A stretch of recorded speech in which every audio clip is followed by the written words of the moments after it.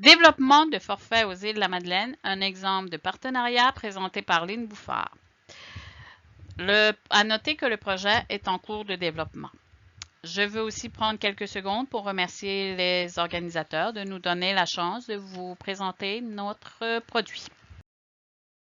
Index de la présentation, genèse du projet, les partenaires impliqués, la COVID-19, la reprise dans le secteur touristique, gérer la fréquentation, défis, opportunités et leçons de l'expérience.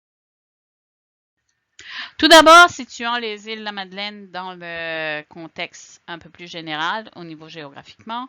Nous sommes plus près des provinces maritimes que du Québec auquel on appartient politiquement. Au niveau des transports, nous sommes reliés avec l'île du Prince-Édouard par une traverse maritime qui relie les îles de la Madeleine à Souris et par le transport aérien qui nous relie à la Gaspésie, Québec et Montréal et de là les autres grands centres à travers le Québec et le Canada.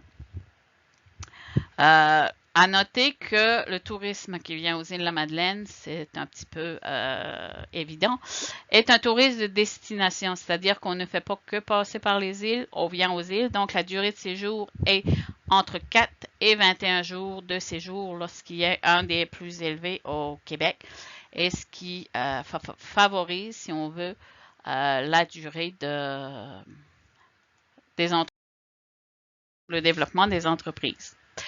La genèse du projet. Le projet a été développé suite à une proposition de Mme Modé-Bourque qui a une très grande expertise, je dirais, au niveau du transport aérien et qui est propriétaire de Club Voyage des îles.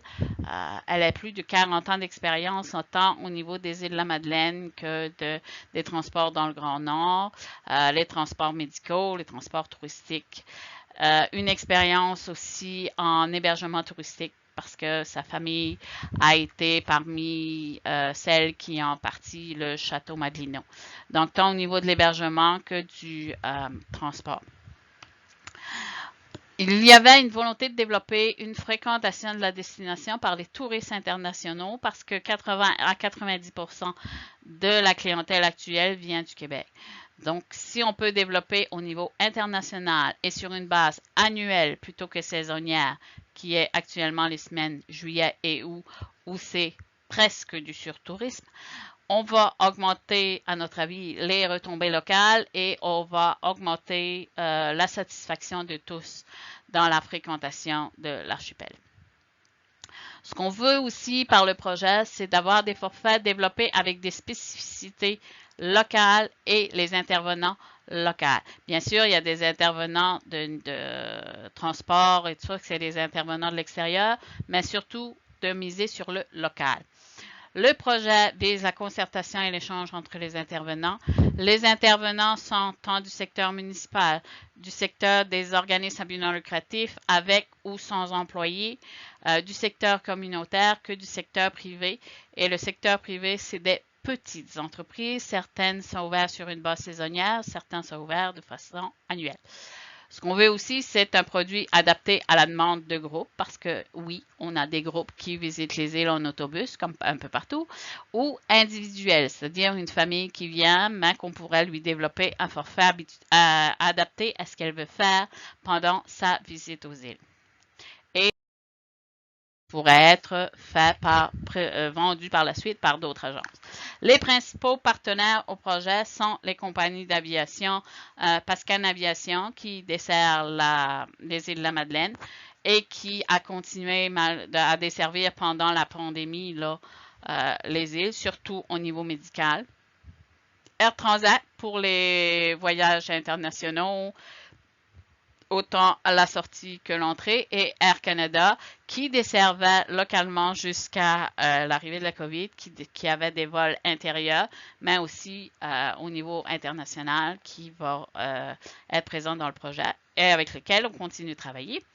CTMA, Coopérative de transport maritime et aérien, c'est la compagnie propriétaire qui exploite le traversier entre les îles de la Madeleine et Souris, et qui avait aussi un navire de croisière entre Montréal et les îles, mais depuis la pandémie, c'est-à-dire les 2 dernières années, les croisières n'ont pas eu lieu.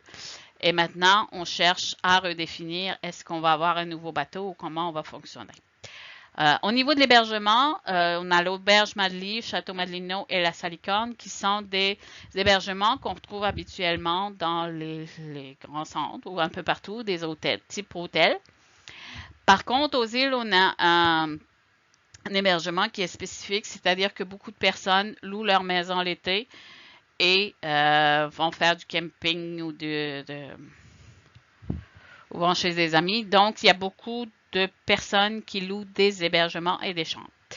Au niveau des services, bien sûr, il y a la municipalité des Îles-de-la-Madeleine ou la communauté maritime qui desservent autant la municipalité de Grosse-Île que les Îles-de-la-Madeleine, et Tourisme Îles-de-la-Madeleine qui regroupe plusieurs intervenants là, au niveau touristique. Intervenants qui sont présents dans le dossier avec lequel on a des contacts un peu privilégiés, c'est Développement économique Canada au niveau du soutien technique et qui va être présent dans la commercialisation hors Québec quand on va pouvoir le faire parce qu'actuellement, les programmes qui sont en place à Développement économique Canada ne conviennent pas à ce qu'on va développer. Transport Canada au niveau de la législation dans le transport aérien, dans le transport maritime, dans la gestion du port de Cap-Roumeul et de l'aéroport de Havre-Maison parce que c'est un aéroport qui est encore sous juridiction fédérale parce que c'est une région éloignée et isolée. Donc, ce n'est pas un organisme ou la municipalité qui gère le tout, mais bien Transport Canada. Au niveau provincial, bien sûr, le ministère des Transports pour le transport aérien, pour aussi le programme de remboursement des tarifs aériens pour les résidents des îles, que ce soit des résidents permanents ou des résidents saisonniers. Et les consultations que le ministère a fait cette année et l'an dernier pour le transport aérien suite au départ d'Air Canada et le sommet sur les transports. Bien sûr, le ministère du Tourisme au niveau du financement, au niveau de son programme Explore Québec et au niveau de la législation, ce qui concerne l'hébergement et la tenue d'activités qu'il peut y avoir sur le territoire qui sont financés par eux. L'Office de protection du consommateur, parce que l'agence est inscrite auprès de l'Office et doit respecter les normes et la législation d'Office de protection du consommateur. La COVID-19, bien sûr, la COVID-19 a eu des impacts majeurs au niveau du tourisme localement, bien qu'on n'ait pas eu dans l'archipel à déplorer de pertes de vie ou d'hospitalisation dues à la COVID. On a quand même eu les répercussions de l'annulation des voyages internationaux, le ralentissement de la fréquentation de l'archipel suivant les différentes décisions de la santé publique. L'arrêt de la desserte des Îles-de-la-Madeleine par Air Canada, sauf en période estivale, où là, on retrouve des vols directs Montréal-les-Îles, a été un impact majeur, c'est-à-dire que les intervenants ont réalisé qu'une compagnie pouvait quitter les îles, bien que certains signes avant-coureurs là, nous laissaient prévoir que ça allait arriver à un moment donné, mais elle a quand même, c'est la seule région où elle a conservé une desserte pendant la période estivale. C'est les Îles-de-la-Madeleine. Il y a l'arrivée de plusieurs autres transporteurs aériens, entre autres PAL Aviation et Trek. Leur impact, on ne le sait pas encore pour le moment. On aura des discussions avec eux. S'ils veulent participer, ils seront les bienvenus à s'intégrer. Au niveau de PAL, c'est la première été qu'il offre le service aux îles. Au niveau de Trek, on attend de voir quels seront les services offerts. Processus de remboursement des clients de Club Voyage, comme on parlait de l'OPC tantôt, il y a tout eu le processus de remboursement et les discussions qui peuvent être remboursées dans quelles circonstances. On l'a mis là comme impact de la COVID parce que effectivement, ça a été beaucoup de travail pour le personnel de Club Voyage et ça a été beaucoup d'énergie qui ont été mis là qu'on n'a pas pu mettre à développer le projet tel qu'on voulait et qui a fait qu'on n'a pas avancé aussi rapidement que prévu. Les voyages par avion, bien sûr, étaient limités. Il y a eu localement adaptation aux fermetures des hébergements et des activités. Certaines activités n'ont pas eu lieu l'an dernier ou cette année. Il y a des hébergements qui ont décidé de ne pas ouvrir en 2020, peut-être un petit peu mieux en 2021, mais ça a quand même eu un impact. Et il y a eu les pertes financières pour les entreprises, les organismes et la main-d'œuvre plus limitée. Malheureusement, la PCU et les différents programmes mis en place par le gouvernement fédéral n'ont pas aidé au niveau de la main-d'œuvre. De plus, on avait beaucoup de main-d'œuvre saisonnière, c'est-à-dire de gens qui venaient de l'extérieur, passer l'été aux îles et travailler en même temps. Ce qui fait qu'on n'a pas pu les demander ou réserver les personnes, si on veut dire on va t'engager cet été, tant qu'on n'a pas su si les services pourraient être offerts. Et comme c'était un peu dernière minute, ben, ces gens-là étaient pris ailleurs ou c'était tout simplement relocalisés dans d'autres activités. La reprise dans le secteur touristique, bon, ben, bien sûr, il y a eu ouverture des activités avec limitation. Popularité de la destination pour les Québécois. 80 à 90% de la clientèle. Petite problématique spécifique aux îles, c'est-à-dire que si vous veniez par le traversier, le Nouveau-Brunswick et l'île du Prince-Édouard avaient plus ou moins fermé leurs frontières, c'est-à-dire que vous pouviez traverser, mais ne pas vous arrêter en chemin, ce qui est quand même une longue route à faire pour se rendre au traversier et qui a découragé plusieurs. Message à la patience dans les réseaux sociaux. Ce qu'on a vu cet été, ce qu'on ne voyait pas avant, c'est beaucoup d'intervenants, surtout au niveau des restaurants, qui disent « S'il vous plaît, respectez notre personnel. S'il vous plaît, prévoyez d'avance ou ayez de la patience si ça prend un peu de temps. On manque de personnel ou on manque de ressources par rapport à ça. » Ça, on le voyait peu. Précédemment. Manque de véhicules en location depuis longtemps. Bon, c'est-à-dire que ceux qui viennent par avion et qui voulaient louer des véhicules, oubliez ça pour la période estivale. Ça fait 2 ans et il n'y en a pas de disponible. Tu as beaucoup d'individus qui prêtent leur propre voiture pour dépanner des amis ou des proches. Mais de façon générale, il y a une problématique là pour le voyagement. Le changement des différentes procédures pour se rendre avec le traversier vers les îles, j'en ai parlé tantôt, et la réaction des résidents locaux. C'est-à-dire que pendant juillet et août, on a une réaction de plus en plus marquée d'un envahissement ou d'un surtourisme pendant la période juillet et août. Ce qu'on sentait un petit peu avant la pandémie, mais ce qui, en période de pandémie, a été beaucoup mentionné, sur lequel tout le monde va devoir se pencher et essayer de revoir comment on travaille avec tout ça. Donc, l'idée de les saisons et de nous aider là-dessus, c'est une bonne piste de solution. Les défis, les opportunités et les leçons de l'expérience. C'est un peu difficile de développer des modèles et de préparer des documents pour l'évaluation de produits. La majorité des entreprises ou des organismes sont déjà bookés, donc dire qu'on va libérer quelqu'un pour produire les guides ou produire les procédures, ça demande beaucoup d'énergie et c'est pas encore effectué.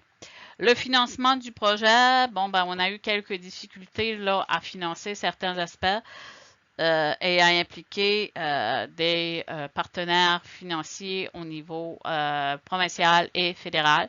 C'est-à-dire qu'il y a des critères spécifiques là, qui fait que on n'est pas admissible de certains aspects. Méconnaissance, un autre aspect qui est surprenant, c'est une méconnaissance des législations existantes dans le transport aérien et dans le secteur touristique par plusieurs intervenants, ce qui fait qu'ils disent ben non, on va mettre ça à tel prix ou non, on va faire ci ou on va faire ça, alors que au niveau assurance, au niveau protection et tout ça, à l'international, on ne peut pas jouer là-dessus. L'adaptation du produit à une clientèle internationale, bien sûr, comme la clientèle est à 80-90% québécoise, ben c'est pas le même. on n'a pas le même background si on va au niveau de l'international, c'est-à-dire que je vous donne deux petits exemples très précis. La maison à Julie Schneider, peut-être que ça va intéresser un Français, mais ça n'intéressera pas un Japonais ou un Chinois. C'est une maison comme une autre, c'est qui Julie Schneider? Bon. L'accident d'avion de Jean Lapierre, le lieu de l'accident, ou de parler de ça. Oui, pour les Québécois, peut-être au niveau Canada, mais à l'international, très peu connu. L'ouverture des commerces, entreprises, activités hors de la période de juin à septembre. Ça va être un des défis de convaincre les intervenants de rester ouverts plus longtemps, d'essayer de dire on va développer du forfait, on va vous emmener des gens en dehors de cette période-là. Nous, on pense que par l'exemple, on va arriver à faire un produit qui se tient. Différentes perceptions et façons de travailler parmi les intervenants. Bien sûr, quand on a des gens du secteur public, qu'on a des ministères, qu'on a des petites entreprises à propriétaire unique, qu'on a des entreprises qui sont bien établies, si on veut, des transporteurs aériens, on n'est pas tous sur la même base et tout le monde n'a pas le même discours.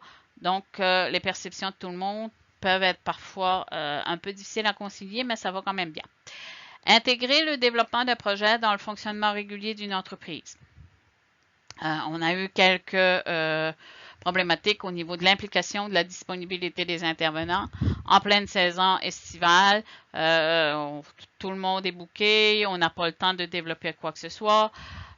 Septembre, tout le monde est fatigué. Septembre, octobre, donc là, on arrive pendant l'hiver où on commence à préparer l'autre saison, sauf qu'au niveau international, il faut s'y prévoir un an d'avance. Et les différentes vitesses de prise de décision, c'est-à-dire que tout le monde ne rend pas réponse aussi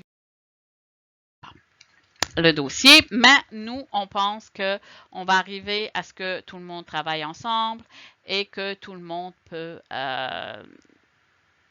avoir un produit, développer une image de marque qui fera la réputation des îles et qui évitera qu'on frappe des murs ou qu'on ait de mauvais commentaires au niveau touristique. Alors, en terminant, je vous laisse avec quelques de notre paysage Madelino pour vous faire rêver. Certains sont en saison estivale, d'autres au printemps. Ce que vous voyez, c'est des cages en mort en train de tremper avant la mise à l'eau. L'accès à la plage, l'accès à la mer, ce qui peut être autant l'automne.